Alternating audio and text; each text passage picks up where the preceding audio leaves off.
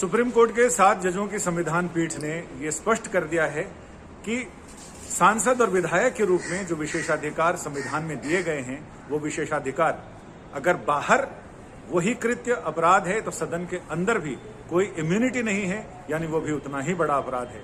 हमारे साथ supreme court में वरिष्ठ अधिवक्ता आर.के. सिंह जी हैं, जिनसे हम जानते हैं क्या है ये विशेषाधिकार और सुप्रीम कोर्ट के इस संविधान पीठ के फैसले का क्या है वास्तविक अर्थ, व्यावहारिक अर्थ। सर, सबसे पहले तो ये फैसला अपने आप में नजीर है और इतना ऐतिहासिक है कि संविधान की बहुत सारी चीजों को दुरुस्त करने वाला माना जाता है इसको। तो क्या क्या चीजें दुरुस्त होंगी और नई चीजें, क्या व्यवस्थाएं, नई स्थापनाएं क्या बनेंगी इस जजमेंट से? देखिए संजय जी, सबसे पहले तो मैं आपको बता दूं कि पिछले एक दशक का one of the most important judgement है। मैं अगर एक वकील के नाते इस बात को कहूं तो पिछले लास्ट एक दशक का सबसे बेहतरीन और सबसे इम्पॉर्टेंट जजमेंट ये माना जाता है। और पिछले 20 दिनों में इलेक्टोरल बॉन्ड और ये जो जजमेंट आया है, ये दो ऐसे जजमेंट्स हैं जो भारतीय चुनाव प्रणाली और भारतीय जो डेमोक्रेटिक प्रोसेस है उसको क्लीन करने में एक नज़ीर साबित होंगी।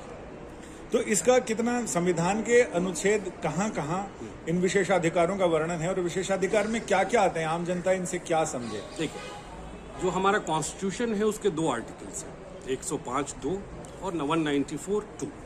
ये 2 आर्टिकल्स ऐसे हैं जिसमें हमारे लेजिस्लेटर्स, एमपी और एमएलएस को एक इम्यूनिटी मिली हुई है कि सदन के अंदर जो वो काम कर रहे हैं उसमें कहीं ना कहीं कोई बाहरी हस्तक्षेप नहीं हो सकता या आप उसको चैलेंज नहीं कर सकते। लेकिन ये जब चीज़ें उनको दी गई थी तो उस समय शायद समाज इतना पतित नहीं हुआ था कि पैसा लेकर के वोट दिया जाएगा। वक्त के साथ साथ लोगों की नीयत बदली, उनकी प्रक्रियाएं बदल गई और ये जो जेएमएम ब्राइबरी केस हुआ, ये अपने आप में कहीं ना कहीं इस बात को साबित कर रहा था कि अभी संविधान की वो धाराओं के तहत जो इनको इम्यूनिटी मिली है, अब इस इम्यूनिटी को दोबारा रिविजिट करना पड़ेगा। और सुप्रीम कोर्ट ने आज 7 जजेस बेंच में इसको दोबारा रिविजिट किया और उसको खत्म कर दिया। तो उसको ये माने कि विशेषाधिकार जो दिए गए थे उसको कर्टेल किया है सुप्रीम कोर्ट ने या पूरी तरह से खत्म कर दिया है, क्या है? बिल्कुल उसको कर्टेल नहीं किया है, सुप्रीम कोर्ट ने उसको लेटर एंड स्पिरिट में खत्म कर दिया है।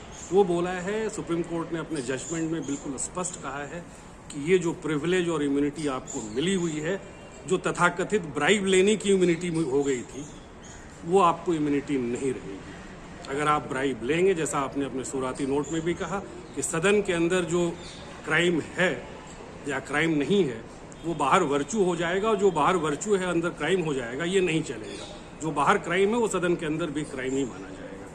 तो इसका अब कौन कौन से विशेषाधिकार रह जाएंगे इनके पास? ये बाकी तो सारे विशेषाधिकार तो हैं उनके पास, लेकिन ये सदन के अंदर जैसे कोई कार्रवाई हुई है, जो डिस्कशंस हुआ है, उसको आप बाहर चैलेंज नहीं कर सकते हैं। लेकिन ये जो ब्राइब लेने वाले जो विशेषाधिकार था ना, इन्होंने आपराधिक उससे जो आपराधिक विशेषाधिकार जो अपना बना के ये बैठे थे, अब ये हमेशा के लिए खत्म हो गया है। यानी ये फैसला सिंह साहब ने बहुत सरल शब्दों में बता दिया कि अब ये नहीं चलेगा कि इधर जो चीज अपराध है वो उधर सदन में बैठने के बाद वो निरपराध हो जाएंगे, ऐसा नहीं है। अपराध हर जगह बराबर है, सजा बराबर होगी। अब वही सजा अगर ये रिश्वत लेकर सवाल पूछने, रिश्वत लेकर भाषण देने, रिश्वत लेकर वोट करने का अपराध अगर करेंगे तो ये अपराध आरोप सिद्ध होने के बाद उनके खिलाफ भी उसी कोर्ट में वही कार्रवाई चलेगी। यानी कानून के आगे सब बराबर हैं। एक ही सफ में खड़े हो गए महमूद और अयाज, ना कोई बंदा रहा ना कोई बंदा नवाज। संजय शर्मा, दिल्ली आज।